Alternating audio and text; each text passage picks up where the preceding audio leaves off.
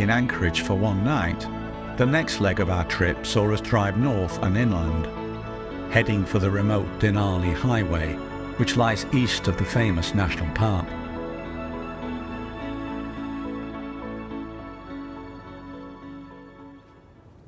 Just north of Anchorage, we stopped off at the Eagle River Trails. The forest held a few commoner species, plus one we took care not to unduly disturb, a superb female American goshawk sitting on its nest.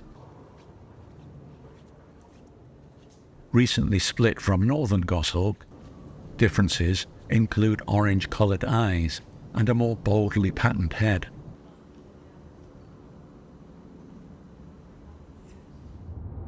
Back on the road, it was virtually a full afternoon's drive to get to the Denali Highway.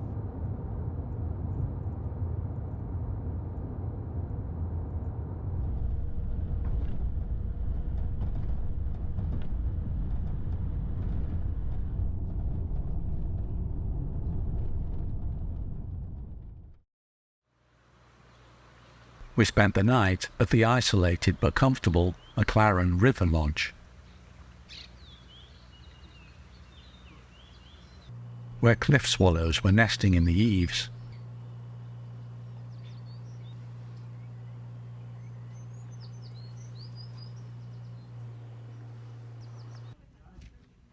Early next morning there was some free time to explore around the lodge.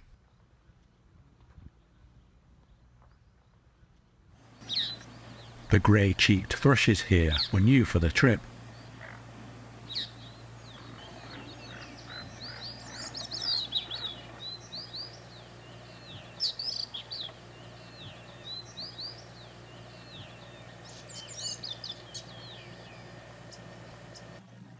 As was American tree sparrow.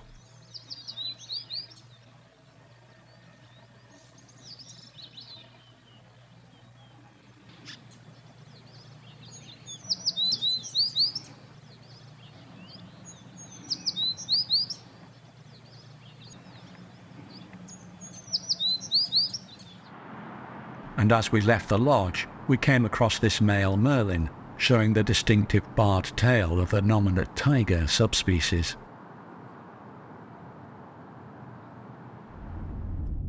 We were heading back over the summit of the highway to a famous area of tundra east of Tangle Lakes.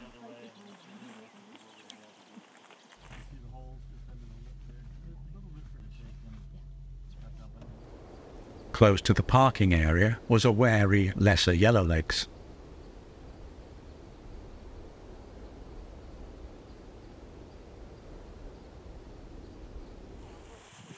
We made our way across the tundra, our destination being an open area set beside some frozen lakes.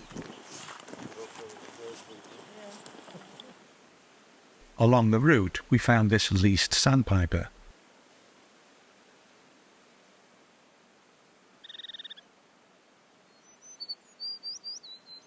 At about 130 millimeters and weighing around 20 grams, they are the world's smallest shorebird. Another heard calling nearby indicated a nesting pair.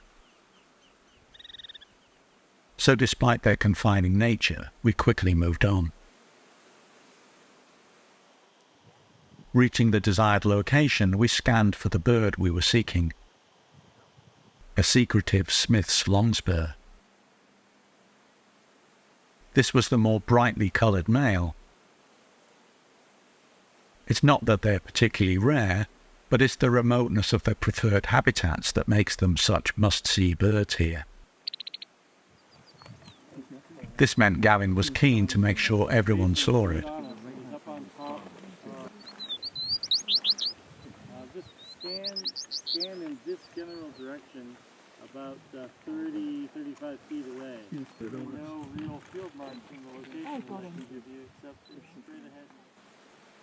They have an unusual breeding strategy, as both males and females mate with multiple partners.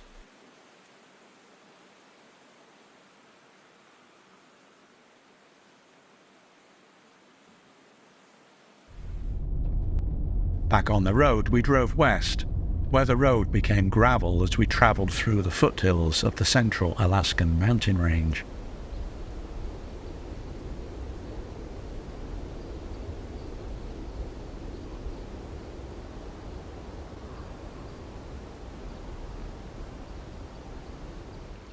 On the way, we stopped for lunch at the Riverside Tanglewood campground, where a few commoner species were on territory.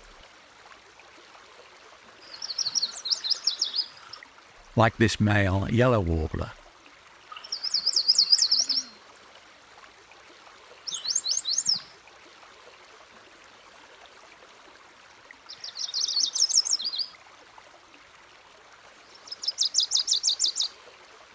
A Wilson's warbler.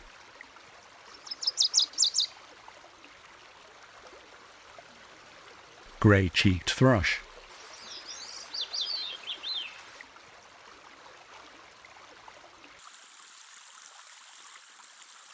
And a savanna sparrow.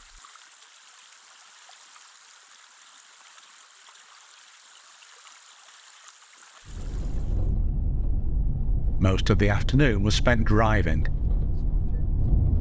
passing large areas of still frozen tundra. An area known as the Waterfowl Lakes was however ice-free, and here a trumpeter swan was constructing an enormous nest.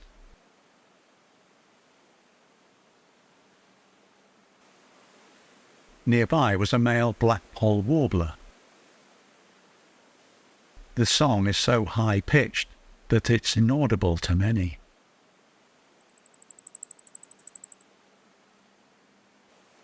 Although widespread in Alaska, this was one of the few seen throughout the trip.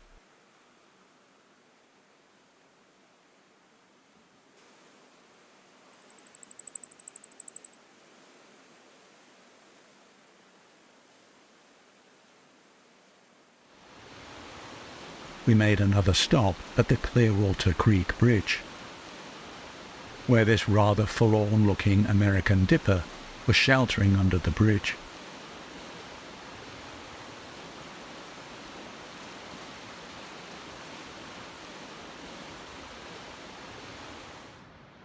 There were spectacular views across to the mountains beyond.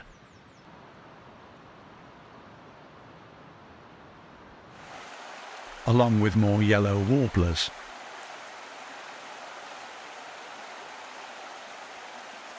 A male Wilson's warbler.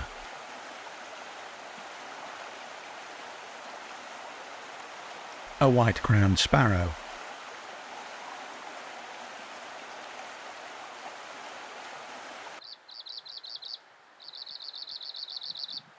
And best of all, a singing Arctic warbler.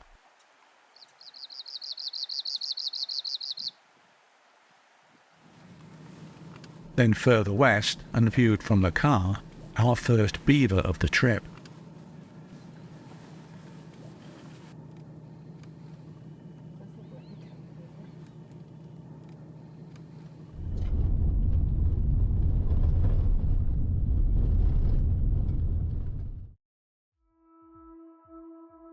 The following morning, a hazy sun was a clear indication of a forest fire somewhere regionally.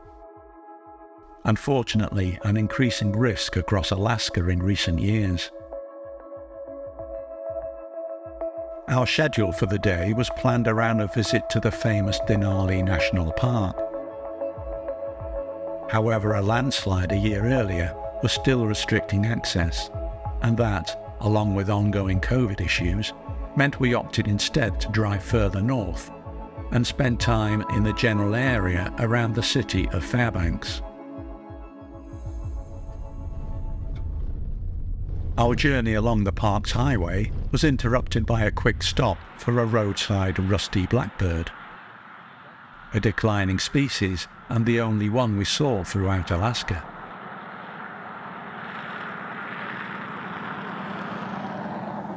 Arriving at Fairbanks, we found breeding plumaged Slavonian grebes, or horned grebes as they're known here. Before arriving at the location of this nest box, home to this incubating boreal owl.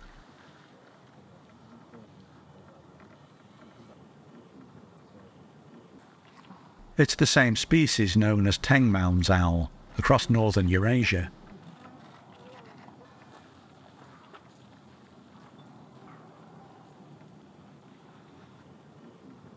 Luckily for us, delayed breeding this year due to weather conditions meant she most likely still had young in the nest box, whereas normally by mid-June they would have already fledged. The most famous birding site around Fairbanks is the Creamer's Field Wildlife Preserve. During the summer months, large numbers of sandhill cranes feed here, many close to the entrance road.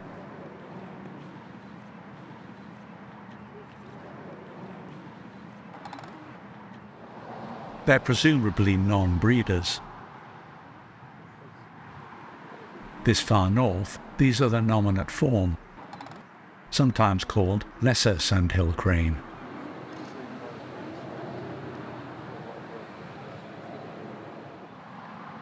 On younger birds such as this individual, the red bare skin on the forehead is not yet fully developed.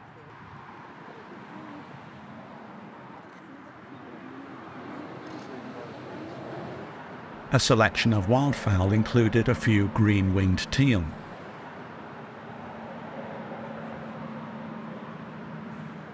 and greater white-fronted geese, resting alongside Canada geese. An American robin was also feeding close to the cranes.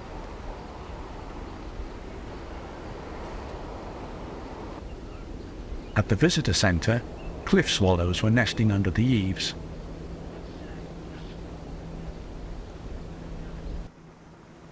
They were still in the process of nest building, and a puddle by the car park proved to be a perfect site for collecting mud.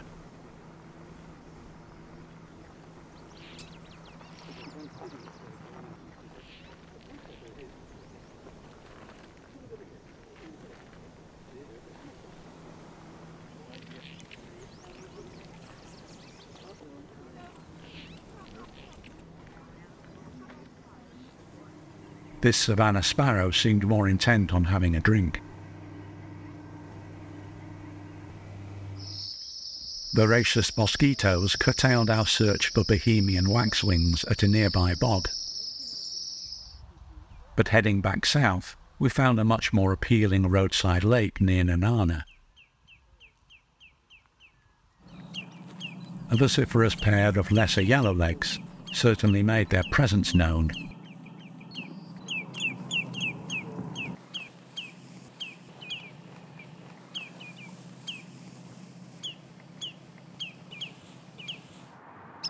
There was also a solitary sandpiper here.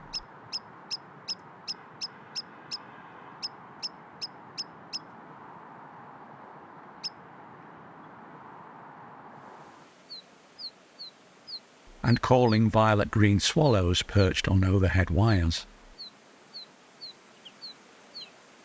Extensive white around the eye confirms this one as a male. There were also plenty of insects to enjoy, including this posing Canadian tiger swallowtail, a four-spotted chaser,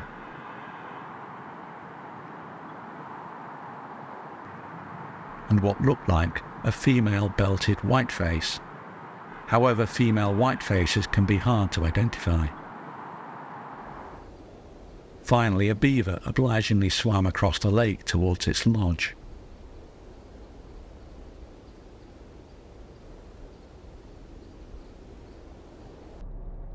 Also along the highway was an osprey, apparently still in the process of constructing a rather messy nest.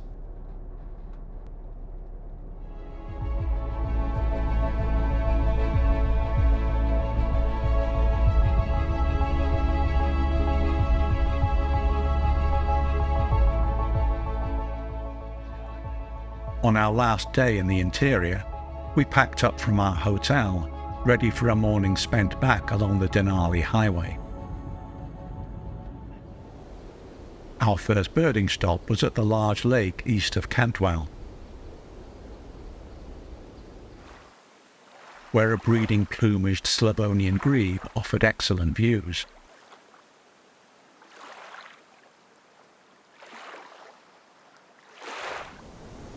As did a female common redpoll.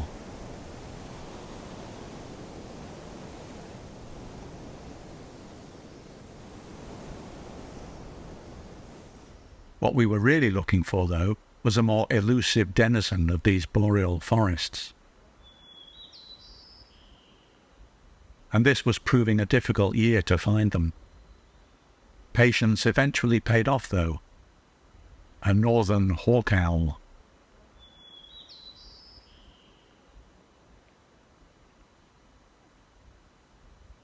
Its presence given away by a mobbing American robin.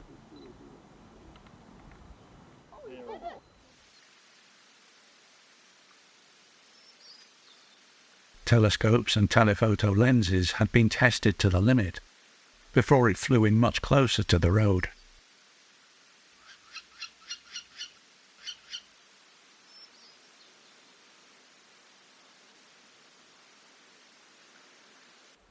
Mission accomplished with the owl, it was time to begin the long journey back to Anchorage. Cut short by this obliging moose feeding close to the roadside, and not at all bothered by our presence.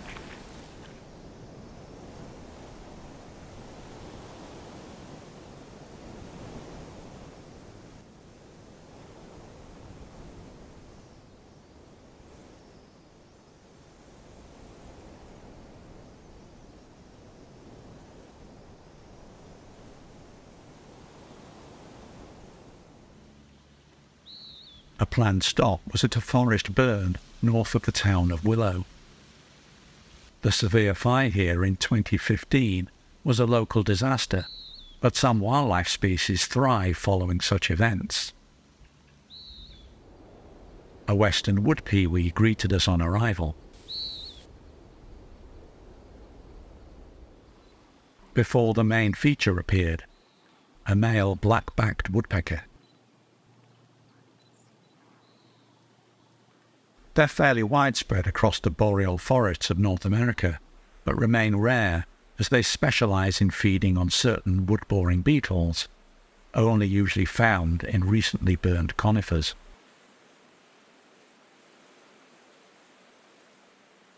That adaptation to natural events has put them at risk due to fire prevention programs. However, climate change may yet be their savior.